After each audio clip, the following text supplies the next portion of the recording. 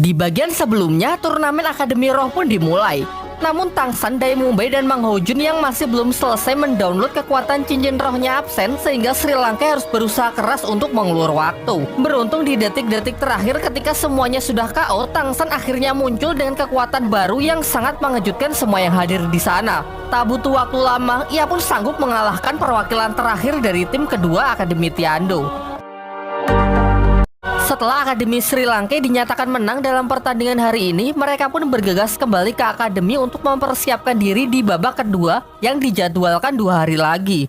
Sementara itu, anggota bangsawan yang merasa tak puas dengan kemenangan Sri Lanka memerintahkan Tai Long agar menyuruh kakeknya yang merupakan Master Roh dengan 8 cincin untuk membunuh Tangsan. Diceritakan Tai Long sebenarnya juga terpaksa menurutinya karena keluarganya terikat hutang budi dengan kerajaan Tiando.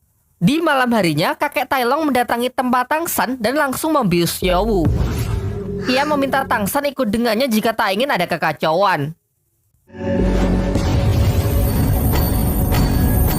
Tangsan pun menurutinya karena ia menyadari ada perbedaan kekuatan yang sangat besar. Sesampainya di luar, kakek Tai Long menyampaikan tujuannya datang ke sini adalah untuk membunuh Tangsan atas perintah dari kerajaan Tiando. Namun Tangsan tak gentar sedikit pun asalkan tak melibatkan teman-temannya yang lain, ia bersedia bertarung sampai mati. Singkat cerita, setelah melihat tekad Tangsan, kakek Tai Long berubah pikiran dan justru memberikan Tangsan sebuah challenge.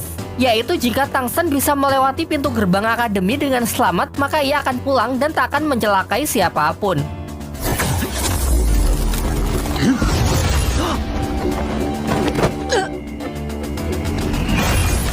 Sayangnya kakek Tai Long dengan mudah bisa menghalau gerakan Tangsan cukup dengan aura roh pelindungnya saja.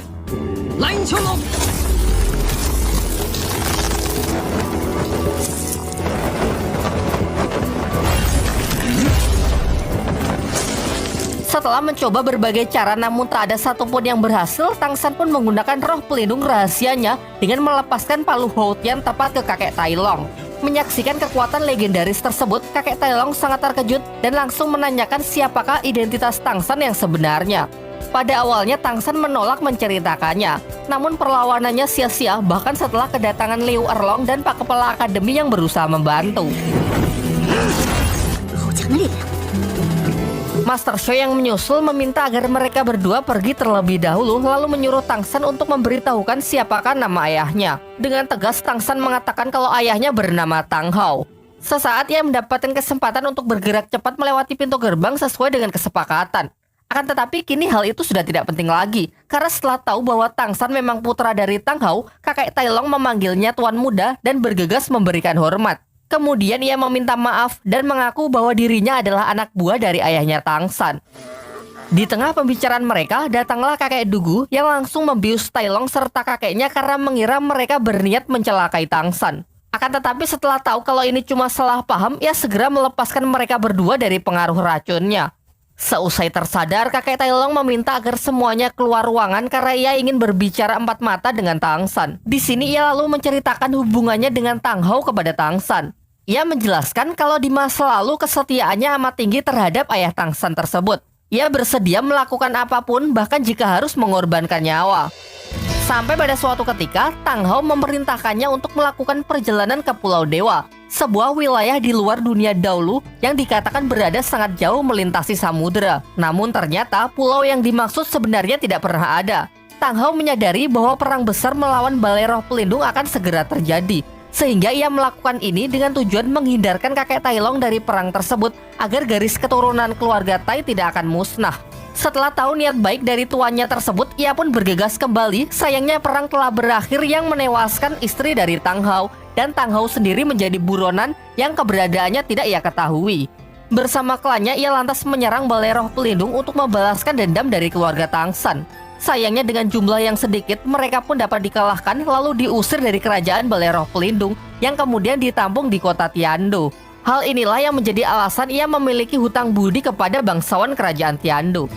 Setelah mendengarkan cerita itu, kemudian Tangsan bertanya mengenai dugaannya kalau Tang Hao adalah dalang di balik kejahatan orang-orang di Akademi Changhui, termasuk kasus obat mutasi roh di desanya Mang Hojun dan racun yang meracuni Duguyan. Akan tetapi kakek Tai Long meragukan hal itu karena ia sangat mengenal ayah Tangsan yang selalu berbuat kebajikan.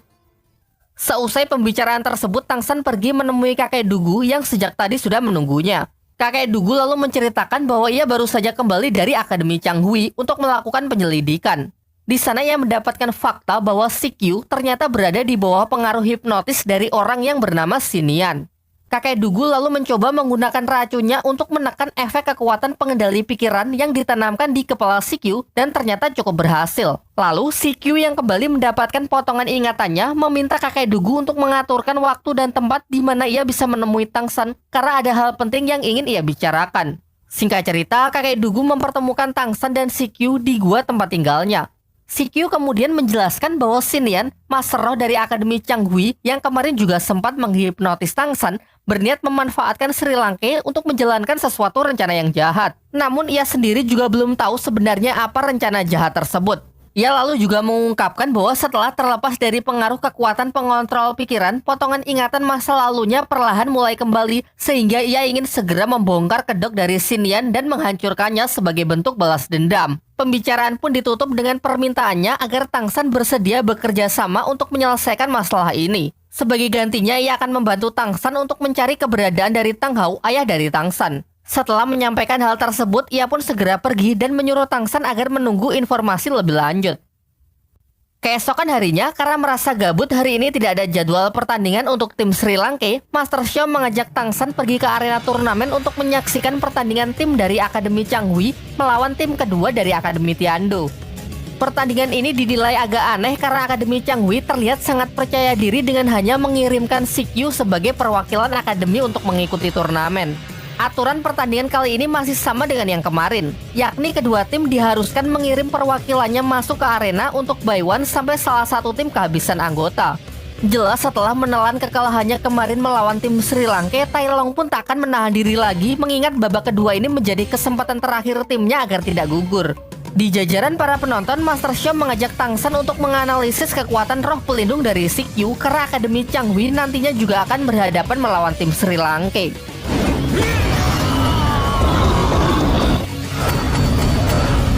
Kembali ke arena, Tai Long yang sudah lebih dulu melancarkan beberapa serangannya dengan mudah bisa dihindari oleh Sikyu.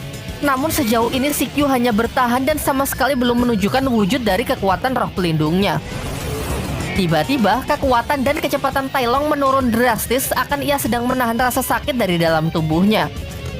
Di sisi lain, semuanya pun dibuat tercengang karena sama sekali tak melihat Sikyu melancarkan serangan.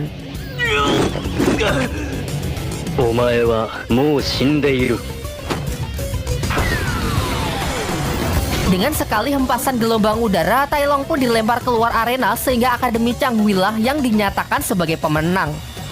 Singkat cerita, pertandingan hari ini pun selesai dengan kemenangan Akademi Changhui yang begitu cepat membantai satu persatu anggota tim kedua Akademi Tiando. Meskipun tidak berhasil menganalisis kekuatan roh pelindung dari Sikyu saat pertarungan, Master Xiao tetap berusaha mencari tahu dengan menjelajahi seisi arena untuk menemukan petunjuk. Di tempat tersebut, ia berhasil mendapatkan sedikit petunjuk yang mungkin saja nanti dapat berguna untuk mencari cara dalam mengatasi roh pelindung Sikyu yang nampaknya sangat overpower. Sesampainya di akademi, Master Xiao memberitahukan temuannya ini kepada Dai Mubai. Ia berspekulasi bahwa mungkin hanya Mang Hojun dan Dai Mubai lah yang bisa mengcounter kekuatan dari Sikyu. Namun mengingat masih ada 2 pertandingan lagi sebelum Sri Lanka melawan Akademi Changhui, ia menyuruh mereka berdua agar tidak ikut bertarung dulu di kedua pertandingan tersebut guna menjadi senjata rahasia untuk melawan Sikyu. Sementara itu, untuk mempersiapkan pertandingan, Tang San berinisiatif membuatkan baju tempur yang menurutnya bisa sedikit membantu saat pertarungan.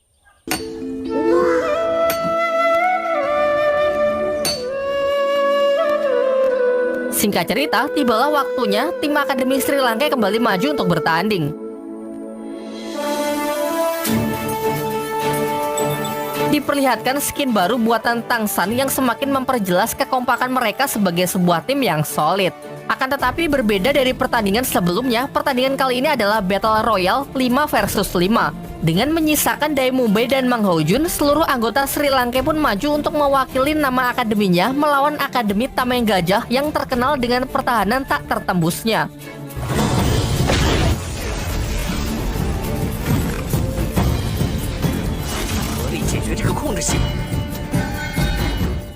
Lanjut ke bagian 10.